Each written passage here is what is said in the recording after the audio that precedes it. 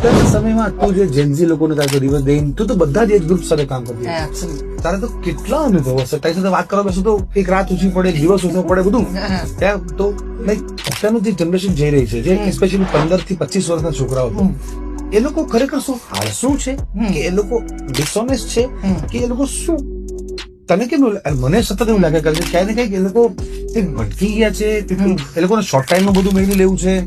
Like તું એ લોકોને કેવી રીતે જોવે છે? Very powerful. શ્યોર, બે વસ્તુ છે. એક, આપણા પહેલાની દરેક પેઢી ને એવું લાગ્યું છે કે એના પછીની પેઢી બોગસ છે, બરાબર?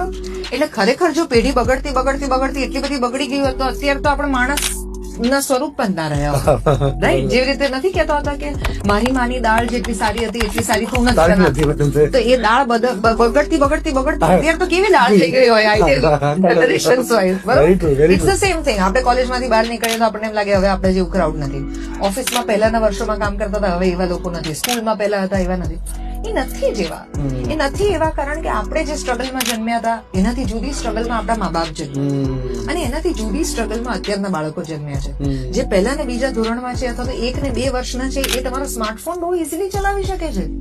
હવે જેની પાસે ઓલરેડી સ્માર્ટફોન થી જીવનની શરૂઆત છે એની અપેક્ષા, એનો અટેન્શન સ્પેન, એની લુકિંગ એટ વર્લ્ડ, એનો વ્યૂ જુદો કારણ કે આપણાથી જુદો છે અને આપણા માટે બહુ નવો છે.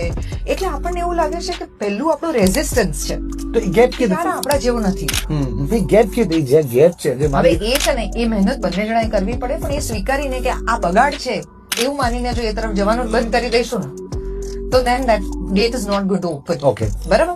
એટલે એ લોકોને તમારા વિશે વધારે ખબર પડે અને તમને એના વિશે વધારે ખબર પડે. એના માટે બંને પેઢીએ એકબીજા સાથે વધુ સમય ગાળવો જરૂરી છે. ટેબ્લેટમાંથી બહાર નીકળીને ડાઇનિંગ ટેબલની ઉપર બે જણા એકબીજા સાથે બેસીને વાત કરી શકે એટલો સમય મા બાપે પણ કાઢવો પડશે, બાળકોએ પણ.